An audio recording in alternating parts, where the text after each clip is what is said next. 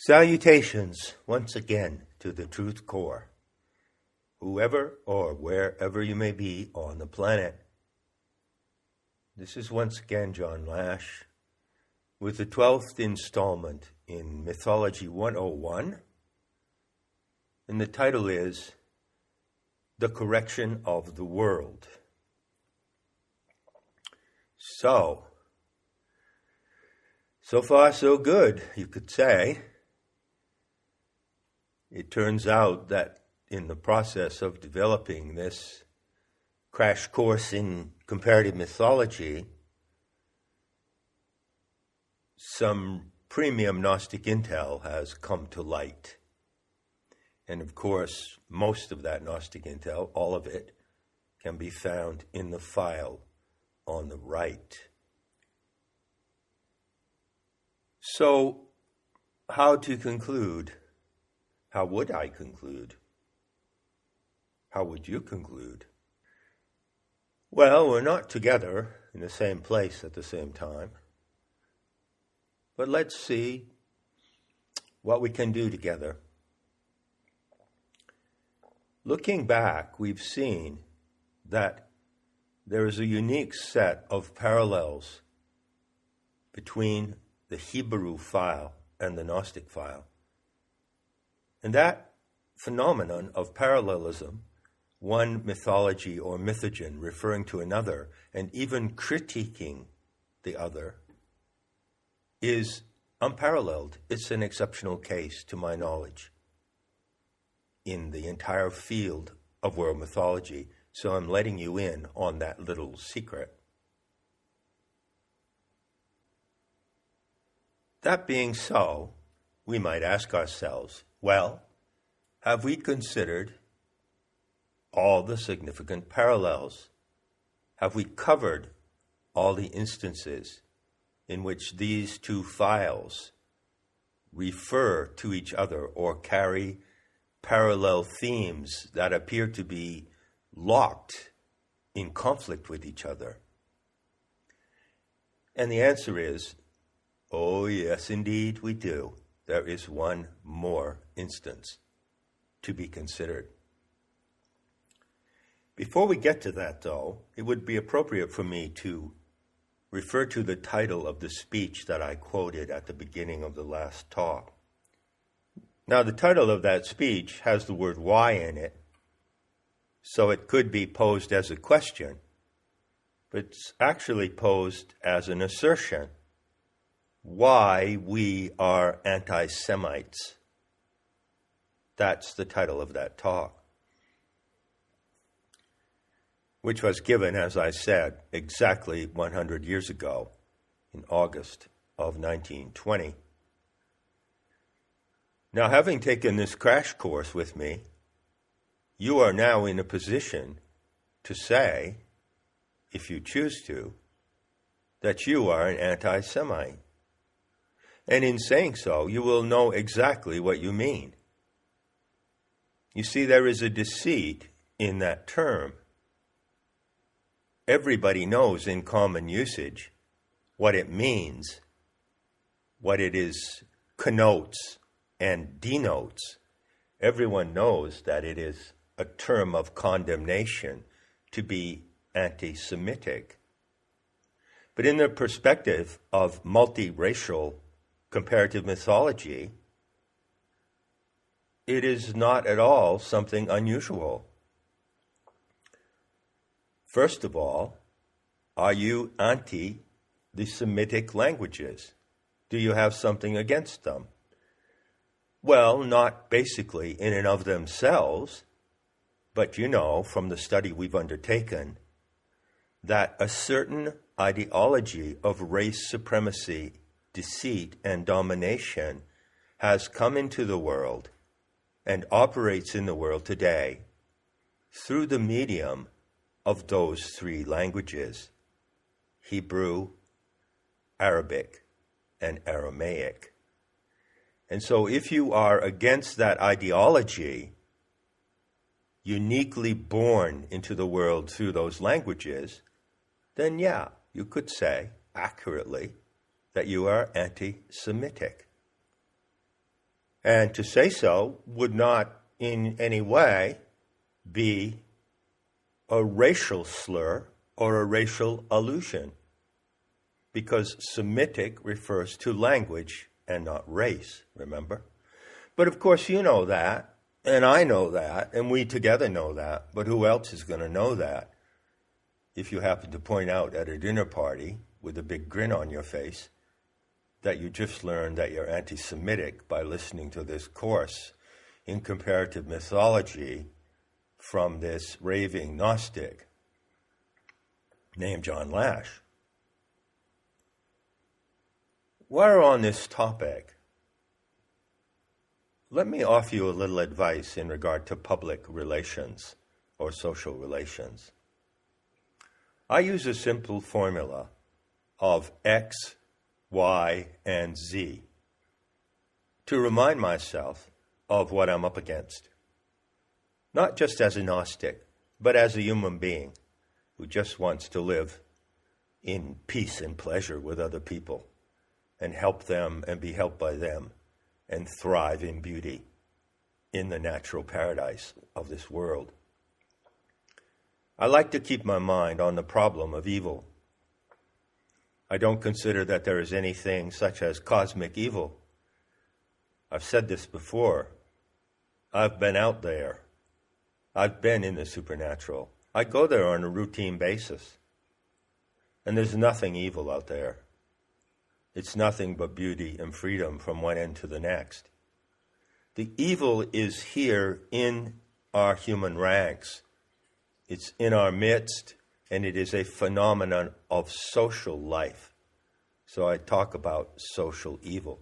And in order to keep my mind on that subject, which you might want to do from time to time, as you reflect upon this course you've taken with me, I think of the X, the Y, and the Z, because it helps me identify who I'm looking at. So X stands for Xenosh, and it's spelled Xenosh. So the letter X is pronounced as a Z. It is, of course, the root of the word xenophobia. Xenophobia is spelled with an X and not a Z, right?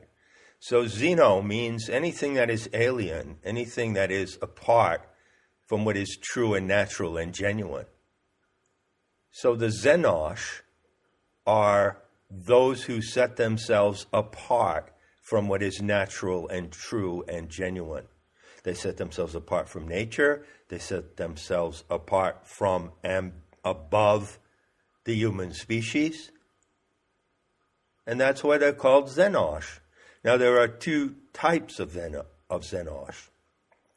There are those who may be called the racial Xenosh, and they identify themselves as such, and they have a really big issue about being racially Xenosh. Those are the ones, of course, who attach themselves to the Hebrew file and the Semitic mythogen, which is to be distinguished from Sumerian myths that come from the same part of the world. So that's your X, the racial Xenos, but not just that. There is also a category of creatures in the world, in the social order, who can be called the non-racial Xenosh.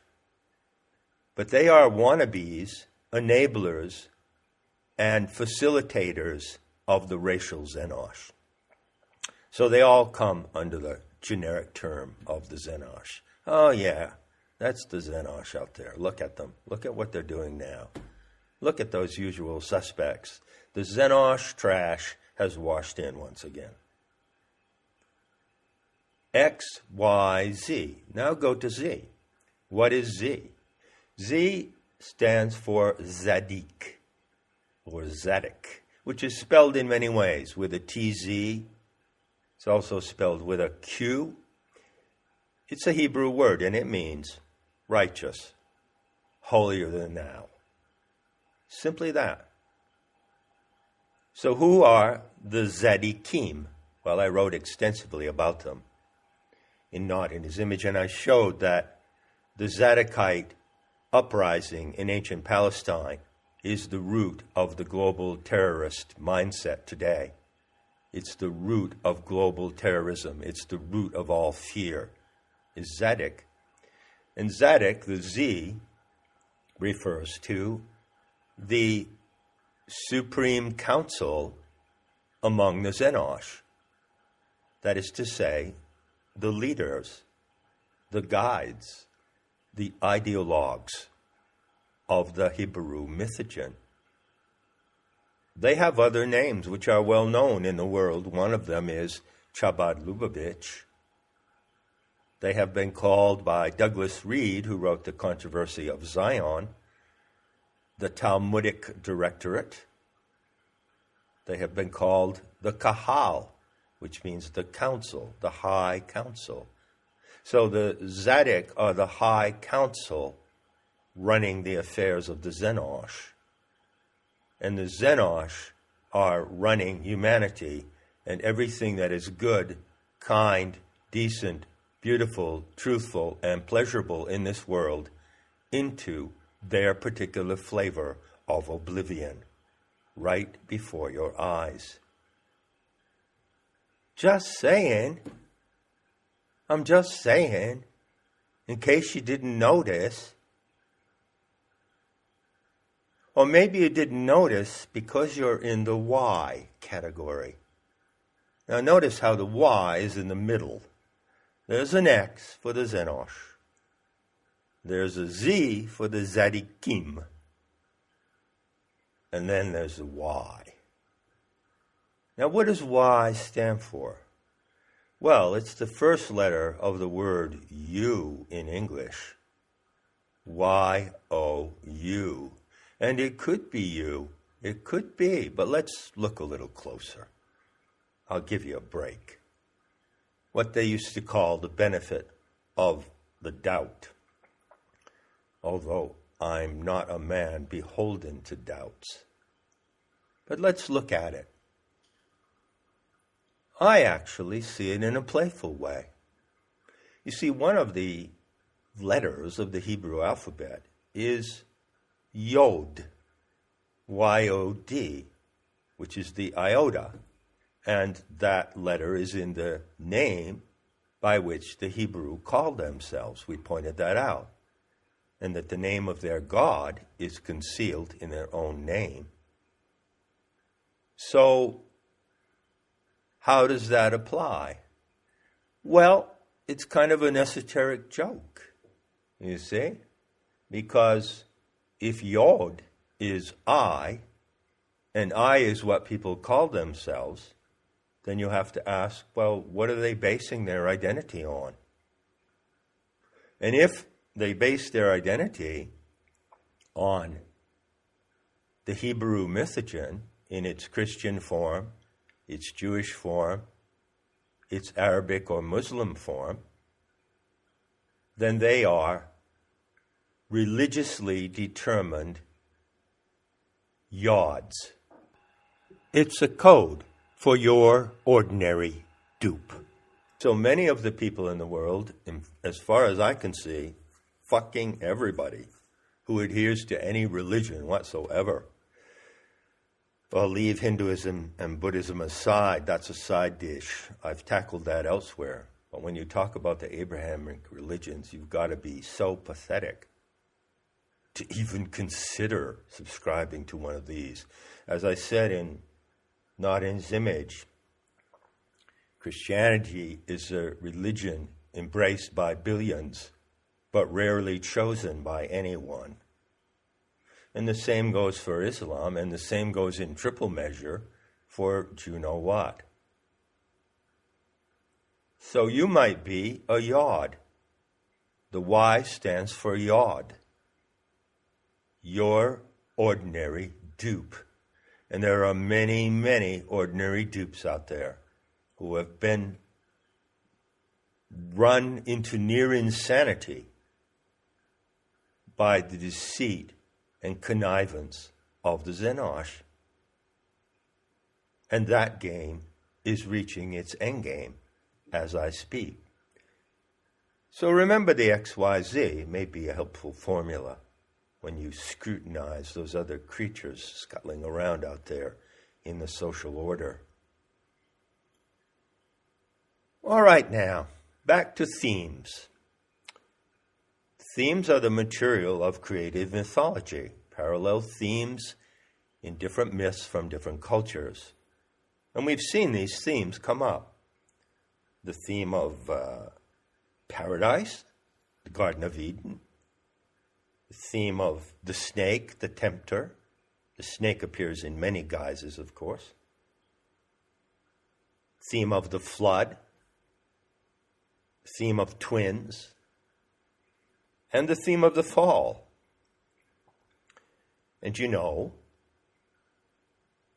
know that there is no fall of man and no act of primordial disobedience in Gnosis?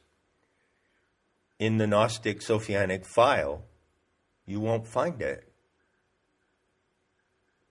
Gnosis does not require obedience. It just requires, basic, what shall I say? Drumroll, please. Intelligence? Yeah, something like that. No obedience in Gnosis. No obedience to the off-planet Father God. None at all. And the fall in the Gnostic narrative is the fall of the wisdom goddess herself. And as I said, and it does bear repeating, that it is due to the action of the Aeon Sophia herself, to her fall, to her outrageous daring plunge that brings her into this experiment in intimate interactivity with you. It is due to all that the archons are in this experiment as well. Yes, you can say it's her fault if you want to say that. But it was an anomaly. You are living in an experiment where you must see the anomaly in the experiment to know what is happening to you. Carlos Castaneda said, and I quote from Alien Dreaming on Nemeta, "Human beings are on a journey of awareness which has been momentarily interrupted by extraneous forces." Those are his exact words. Now I know that a lot of things in the living gnosis that I teach are not easy to get. It's a challenge. It does require, at least, if not a certain IQ, well, I prefer to say a willingness to exercise the intelligence that you have, whatever it may be, to flex your intelligence. Certainly, practice of gnosis requires this. And I realize as well that it is a difficult pill for some people to swallow when they encounter the home story, the fallen goddess scenario, and when they learn that it was Sophia's fall that produced the archons. You want to know exactly in lurid detail how that happened? Go read the home story. And that's not an easy thing for people to take who happen to be attached to the notion that God must be all-powerful, all-knowing, and cannot make any mistakes. But that is not the case in the Gnostic scenario of the human adventure. So, if you can accept that feature of the narrative, and as I say, it's difficult, it's a stumbling block for many people, then you're engaged. It's kind of a test, you see. And passing that test, you become engaged. you become implicated. Sure, it was her outrageous fall that caused the anomalous appearance of the archons. And now they have penetrated into this divine experiment in the laboratory of the earthly paradise, and you are the prime subject of that experiment. Therefore, you are implicated in their intrusion. And what you gonna do about it? As you might speak to a 3-year-old child. What you gonna do about it? Well, the better question, and the necessary question, my friends, is what's she going to do about it? What is she doing about it? And that question brings us to the ultimate theme and conclusion of this series, the theme of Sophia's correction. Now here we are together, remember, standing in front of the table, and we turn our attention now to the file on the right. We look down, we open up the file, and we spread it out. So where is correction to be found in this file? Where is that concept to be seen? Well, I assure you that you really have to go through the material with a fine-tooth comb to find it. But it's there. It's there like a beautiful fleck of gold in the prospector's pan. There are, I believe, 3 instances in the totality of the Nag Hammadi literature where this word appears, and it is a Greek word, diorthosis. Diorthosis. And you see it written in Coptic, in capital letters. But it's actually a Greek word. And it means something like two-way resolution or two-way regulation. It does have the implication of being in some manner a dual or dual mode correction because of the prefix di, D-I. Which, by the way, is also the initials for Dakini instruction. Now, it so happens that it is a very great fact of scholarship, and not just my reckless and self-educated scholarship, but the solid scholarship of academics and scholars of religious history. It is a very great fact that although the Gnostics left this concept and this term in their writings, in what remains, they didn't say what it is or how it's going to happen. Curious proposition, isn't it? So, it's possible that they did. It's possible that there were Gnostic treatises which elaborated on the notion of diorthosis, or Sophia's correction. The only 3 passages that can be found, and they're not easy to find, refer to a future event looking forward from the time of the Gnostics, 2,000 years ago, a future moment when, as they say, quote, the Aeon Sophia would correct her deficiency, end quote. Well, how's she going to do that? And how on earth would you possibly ever know, first of all, that such a concept exists, and second, that there is a living, intelligent, cosmically active, self-aware agency, the planetary logos, who's going to accomplish it? And even if it were being accomplished right in front of your eyes, how would you even know it?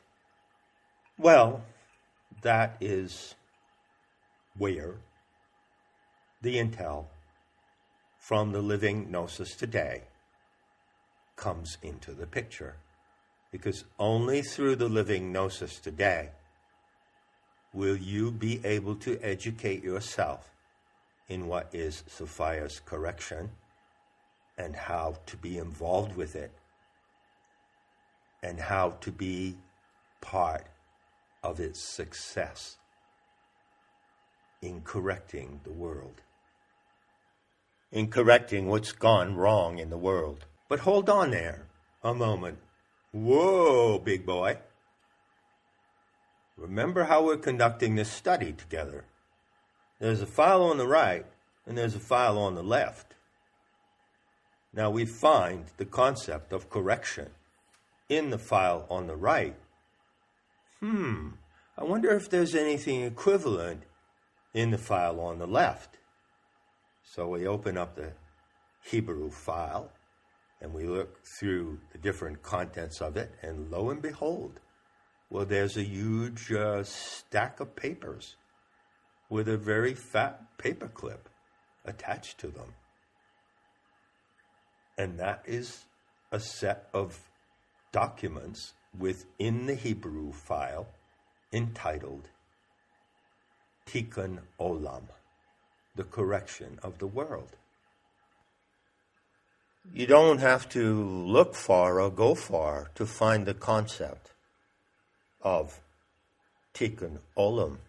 As a matter of fact, there are some Judaic scholars and some accomplished and respected rabbis who would say that it is the primary signature of the true spirit of Judaism, to correct the world. And I'm not going to talk to you about what their profile of correction is. I provided a link to Chabad Lubavitch themselves. Go and see what they say about it. Go and read what they say. Go and read the hype. And they'll tell you what I already told you as a Gnostic. You may recall I said when a Gnostic makes a mistake, he corrects himself. When I make a mistake, I correct myself. And in the process of correcting myself, I learned something that I didn't know before I made the mistake. I don't just correct the mistake to revert to the pre-mistake condition. The correcting of the mistake generates a new and better condition. And this is a fundamental precept, a fundamental principle of Tikkun Olam. I kid you not. It is identical to the fundamental principle of Sophia's correction. What do you think of that? These two concepts mirror each other in a most spectacular manner. They confront each other in a dramatic way. And I kid you not when I say that the confrontation and conflict of these two different narratives of the correction of the world is deciding the fate of this world. I kid you not. And it's happening as I speak. Now, it might be asked, if you're a good student and you've enjoyed this and learned some of the fundamentals of the method of comparative mythology, it might be asked, well, correction is a theme. Does that theme occur in any other of the files? Does a theme that closely resembles or maybe exactly fits the profile of Tikkun Olam on one hand, Sophia's correction on the other, does that exist? Rummaging through the other 40 files in the pile. Well, yes, it does. It does occur in one particular instance. Now, I have to warn you that the theme, the general theme of world renewal and regeneration of life is common to almost every mythology. But I'm not talking about the generic or common theme of renovation, recreation, renewal. We're looking at a special case of this. And the closest that you come to the special case in any other mythology occurs in Persian mythology and in the basis of Zoroastrianism, which is a huge disaster, and I don't recommend you go there. But there is this concept that comes out of the Avestas of ancient Persia, which, by the way, is where the fallen goddess scenario also comes from, which is called the Frashokereti. Did you get that? Frashokereti. And Frashokereti is a Persian term that means renovation, the improvement and repair and improvement of something that is wrong to make it better than it was in the first place. So the concept does exist, the theme does exist. But you only find it in that one instance. And the reason why, without going into a long digression, is that most mythologies come from race-specific cultures who do not have a historical and linear conception of time. So naturally, they follow the cycles of nature, the breathing, and the rhythms and moods of the mother planet, and they recognize that everything dies and is reborn, and there is a continual cycle of regeneration. I'm talking about the concept of regeneration of the world that is rooted exclusively in linear and historical time. And most scholars will tell you that that begins with Zoroastrian materials, Zoroastrian literature. Well, it so happens that both the Hebrew version of correcting the world and the Sophianic or Gnostic version are tracked and effectuated in historical time. Sophia's correction is an event in historical time, and I can assure you, in precise time. The living Gnostics today who practice that sophisticated method of using human intelligence in the way it is designed to work, got it? They can tell you about the historical and linear timing of Sophia's correction, down to the year, down to the month, down to the day, and even sometimes to the minute in the day. And I have done it hundreds of times, and I continue to do so. And people are doing it with me. I am not alone. Now, coming around the bend, because I do feel like bringing all this to a screeching halt so I can shut up for a while. Coming around the bend, the comparative mythologist deems it appropriate to point out to you that there are 5 top themes in world mythology. I've listed them on Nemeta. And one of those top themes is divine intervention. This theme is absolutely inescapable. And I don't care if you believe in divine intervention or not. You may think it's delusional, a delusional concept, if you're an atheist or an agnostic or whatever you call yourself. It doesn't fucking matter. Let me tell you, it is the fact of the existence and persistence of that belief that you cannot deny. You may not accept the belief, but you cannot deny the existence, persistence, and power of that belief. And to some extent, the comprehension that you can form of Sophia's correction depends upon factoring in this concept. Is Sophia's correction an act of divine intervention? Well, yes, in a way. Okay, hold on, hold that thought.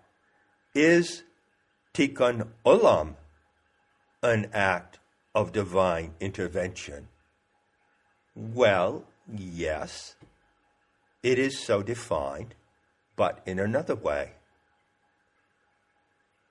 Now, as we come around to the home stretch in these talks, let's you and I put our gnosis together over the table and take a really close look at the differences in the concept of divine intervention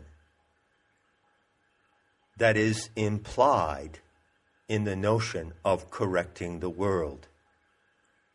And better, more precisely, the differences in the implementation of that divine intervention in the world, as a direct event in the world, right here, right now.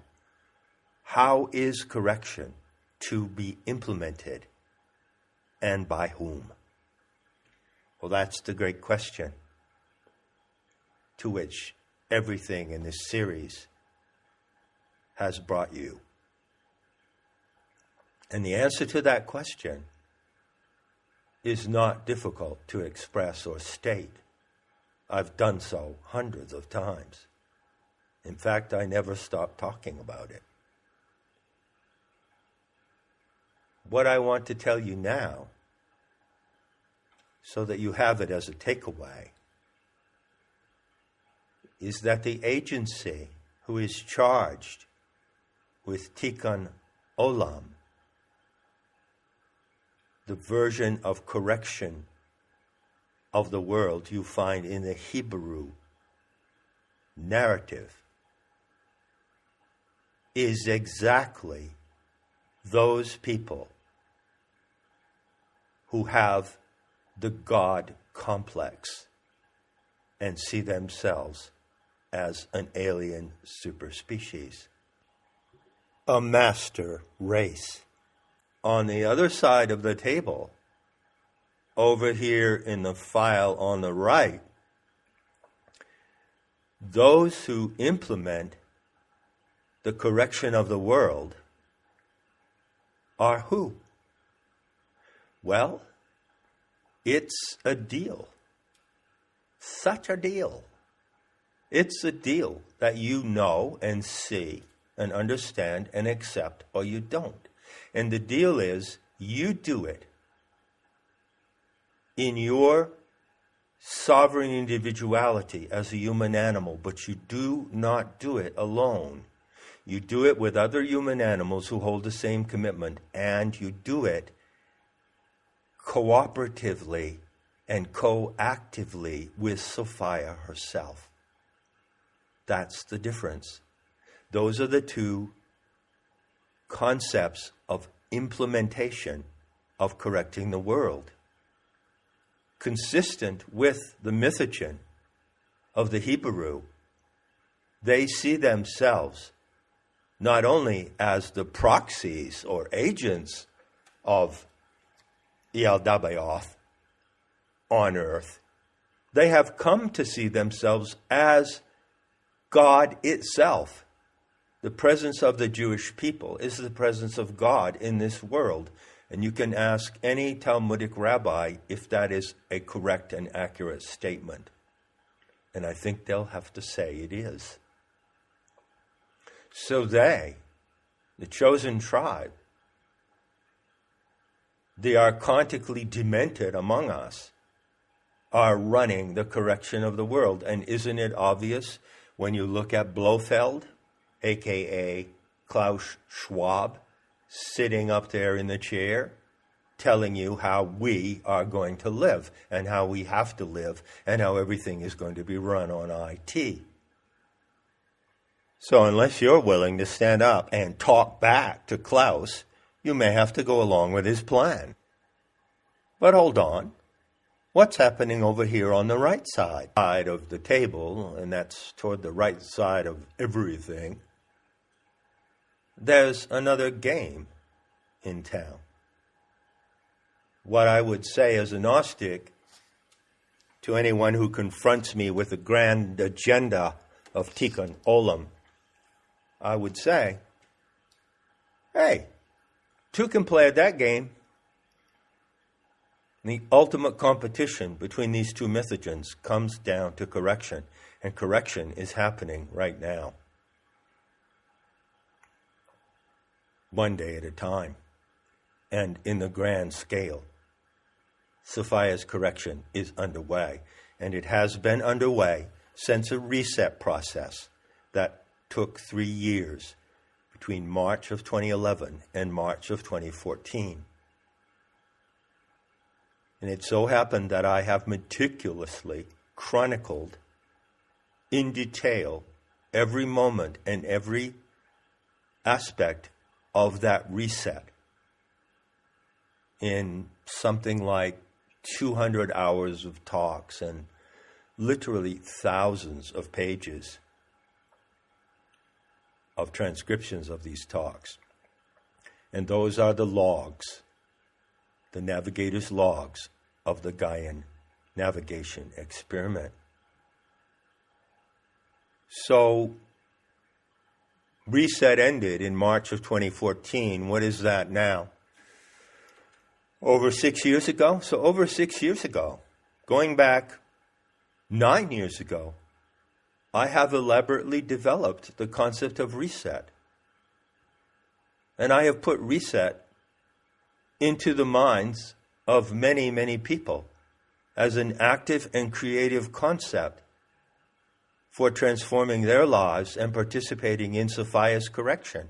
And lo and behold, 6-7 years later, along comes the big lumbering oaf, Mr. Blofeld, and now he's got a great idea for you. And what does he call it? He calls it the Great Reset. Well, thank you so much, Klaus. I can't tell you how grateful I am, and I know that Tikkun Olam must be, for sure, a pure act of generosity and love coming out of the profound good nature of the Xenosh. Couldn't be anything but that. I'm so happy. I have such a safe feeling being told how I'm going to live the rest of my life by billionaires and hideous, demented technocrats. It is quite a remarkable fact, and I'm certain that I am the only scholar who's ever pointed this out, that there is an exact mirroring between the concept of Tikkun Olam as defined by the Tzaddikim Talmudic priesthood and the way I define it, because I'm the living Gnostic today who defines it, because in their texts, in what survives, you don't find a definition of it. So I provide one. And it is a remarkable fact that what I say about Sophia's correction is exactly what the Xenosh say about Tikkun Olam, except for how it is implemented, how it is to be implemented, and who implements it. Of course, the Hebrew version of correcting the world doesn't tell you that the archons who inspire that notion of correction are actually the problem that needs to be corrected. They are the problem, but they present themselves as the solution. It's only due to the Gnostics and the Gnostic warning and the Gnostic expose of salvationalism that you can know what I'm telling you today. And you might consider what a privilege it is to know that. Enough said. And I'll be seeing you one more time in the beauty to come.